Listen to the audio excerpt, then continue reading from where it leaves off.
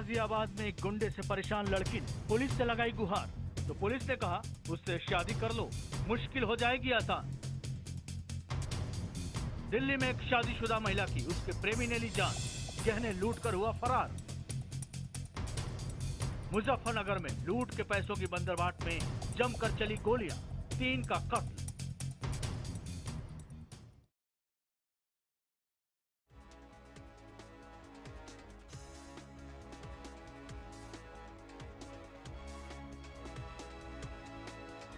हादसा दूसरों के साथ हो तो बस एक खबर, अपनों के साथ हो तो दुर्घटना। इसीलिए आपसे कहता हूं, अपना ख्याल रखना। नमस्कार, मैं हूं दिग्विजय सिंह। एक कहावत है, चोरी और सीना जोड़ी। कुछ इसी अंदाज में नजर आया वो मंचला जिस पर एक लड़की को धमकाने का आरोप है।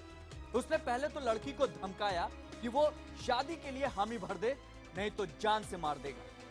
तेवर देखिए, जब पुलिस उसे पकड़ कर ले गई तो जाते जाते लड़की से बोला, जेल से आकर देख लूंगा।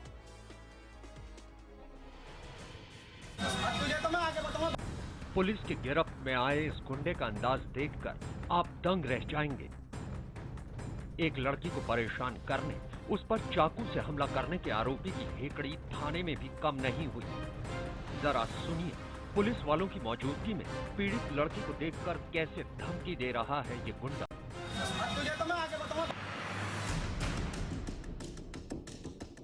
ललित नाम का ये बदमाश वैसे तो इस लड़की से प्यार करने का दावा करता है, लेकिन इसकी करतूत देखकर आप इसे सिर्फ और सिर्फ सिरफेरा ही कहेंगे। एक ऐसा सिरफेरा जिसे न कानून का डर है न पुलिस का खौफ।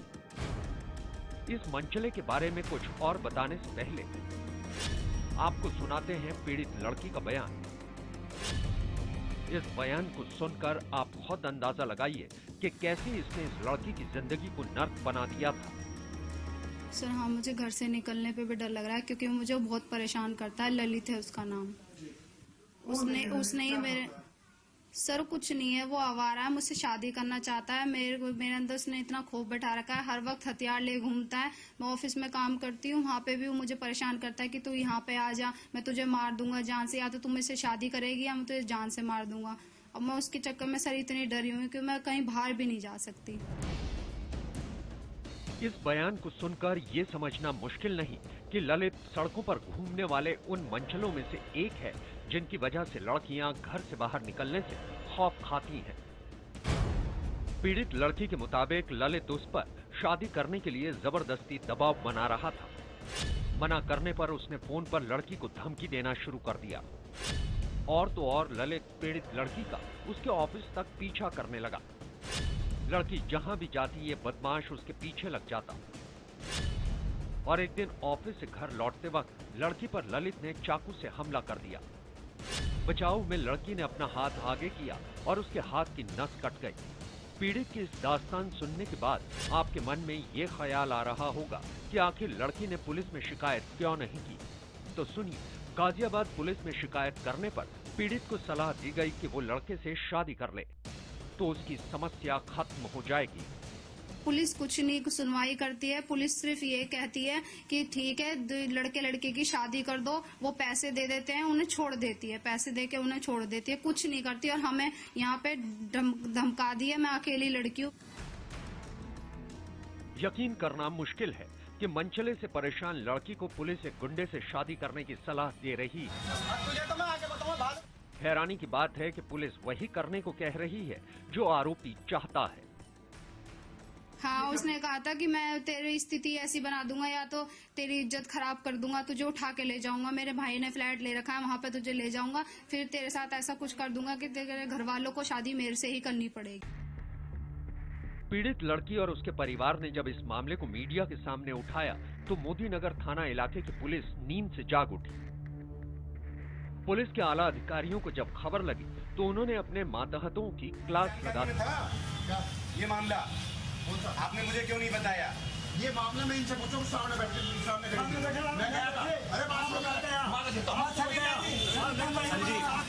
घटना के मीडिया में आने के बाद पुलिस ने आरोपी ललित के खिलाफ मामला दर्ज कर लिया है। इसको काफी दिन से इसका पीछा कर रहा था जैसा कि उनके द्वारा बताया गया। और आज उसके द्वारा लड़की का पीछा करते हुए उस पर जो है चाकू से हमला किया गया। हालांकि पुलिस की गिरफ्त में आने के बाद भी ललित की गुंडागर्दी जारी है। तभी तो वो खुलेआम लड़की को जेल से बाहर आकर देख लेने की धमकी दे रहा है।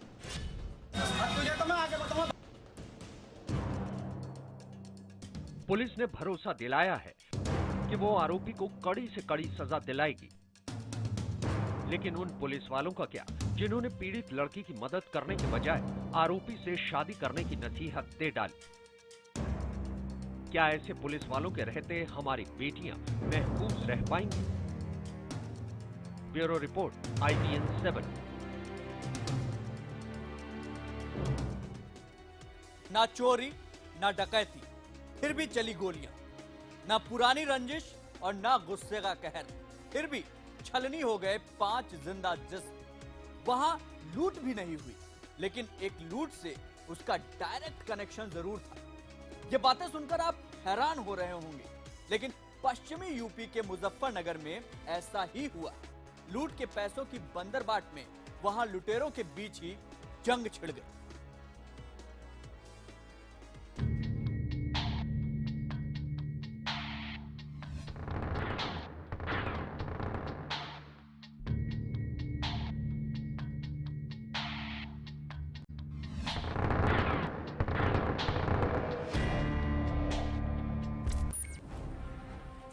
रात के अंधेरे में चीखती हलचल, गुस्से में उबलती सैकड़ों आंखें, सैकड़ों हाथ, जहां देखो चीख पुकार।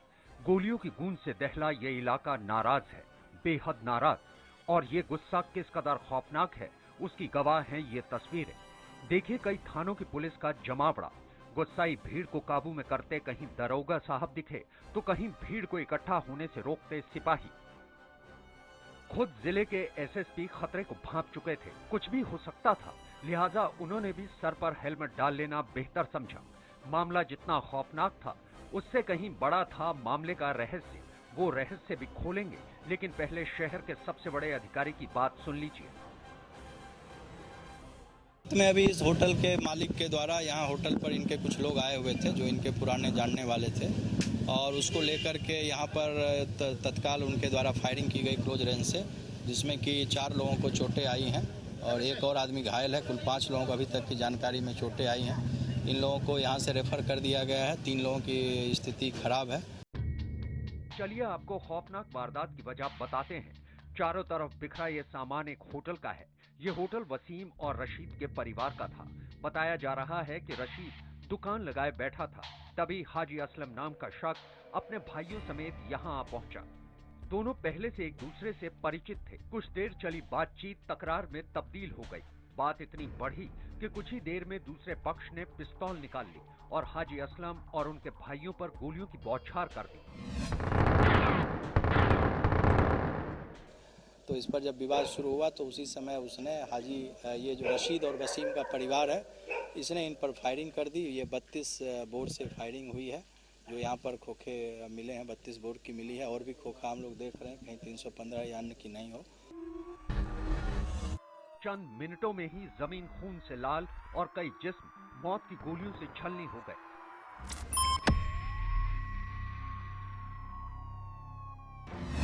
इलाके में अफरा तफरी मच गई। इलाका संवेदनशील था और उस पर सरेआम ऐसी वारदात देखते ही देखते तमाम इलाकों की पुलिस मौके पर पहुंचने लगी। खुद SSP की गाड़ी मौके पर पहुंची और हालात को काबू में करने की कोशिश शुरू हो गई, लेकिन भीड़ बढ़ती जा रही थी और साथ ही बढ़ता जा रहा था खतरे का खौफ। देखते ही देखते इलाके में दुकानों के शटर गिरने लगे। घायलों की गिनती शुरू हुई तो 5 जिस्मों पर जाकर रुकी। इनमें से 3 की हालत बेहद खराब थी।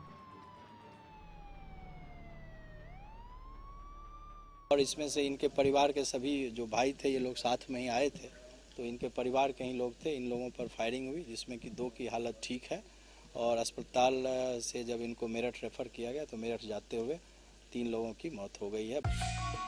गोली चली, खून बहा, लेकिन आखिर क्यों? चलिए अब इस रहस्य से भी पर्दा उठाए देते हैं। हमें मिली जानकारी के मुताबिक गुनहगार और शिकार का ताल्लुक पुराना है। दोनों का कनेक्शन एक लूट से था।